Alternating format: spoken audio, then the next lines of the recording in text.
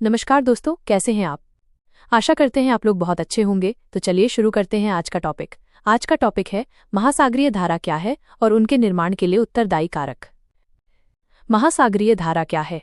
जब हम समुद्र की ओर देखते हैं तो वो हमें स्थिर लगता है, परंतु वास्तव में समुद्र का जल लगातार एक दिशा में प्रवाहित होता रहता है। इन्हीं प्रवाहों को हम महासागरीय धाराएं कहते हैं। ये धाराएं विशाल जलराशियों की निरंतर गति होती हैं, जो महासागरों में एक दिशा में लंबे समय तक बहती रहती हैं। कुछ धाराएं गर्म होती हैं और कुछ ठंडी। इनका प्रभाव सिर्फ समुद्र में ही नहीं, बल्कि पृथ्वी के मौसम, जलवायु और समुद्री जीवन पर भी पड़ता है। महासागरीय धाराओं के निर्माण के लिए उत्तरदायी प्रमुख कारक। स्थायी पवनें, ट्रेड विंड्स। वायुमंडल में चलने वाली नियमित हवाएं जैसे पासाट पवनें महासागरीय धाराओं को एक दिशा में बहने में मदद करती हैं। ये पवनें समुद्र की सतह से टकराती हैं और जल को अपनी दिशा में ले जाती हैं। जैसे हम हाथ से पानी को सरकाते हैं, वैसे ही पवनें जल को धकेलती हैं। पृथ्वी का घूर्णन, कोरियोलिस प्रभाव। पृथ्वी अपनी धुरी पर लगातार घूम रही है। इस घूर्णन के कारण महासागरीय धाराओं की दिशा बदल जाती है। उत्तरी गोलार्ध में ये दाईं ओर और दक्षिणी गोलार्ध में बाईं ओर मुड़ जाती हैं। इसी को हम कोरियोलिस प्रभाव कहते हैं। जल का तापमान और लवणता। जहां जल गर्म होता है वो हल्का होता है और ऊपर की ओर उठता है। जहां जल ठंडा और अधिक खारा होता है वो भारी होता है और नीचे की ओर चला जाता है। इस प्रकार घनत्व में अंतर जल को प्रवाहित करता है, जिससे गहराई में भी धाराएं बनती हैं।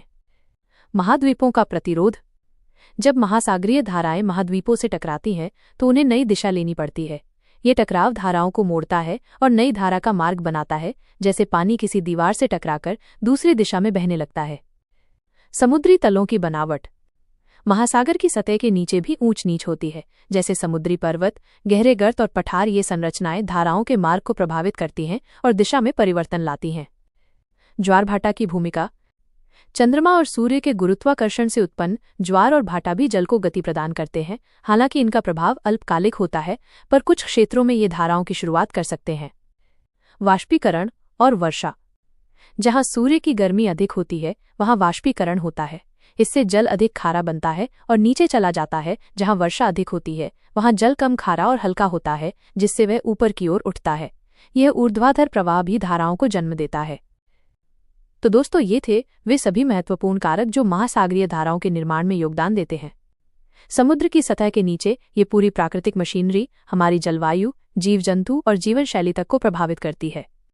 जब भी समुद्र के किनारे जाएं, उस शांत दिखने वाले जल में छिपी इन गतिशील शक्तियों को जरूर याद कीजिएगा।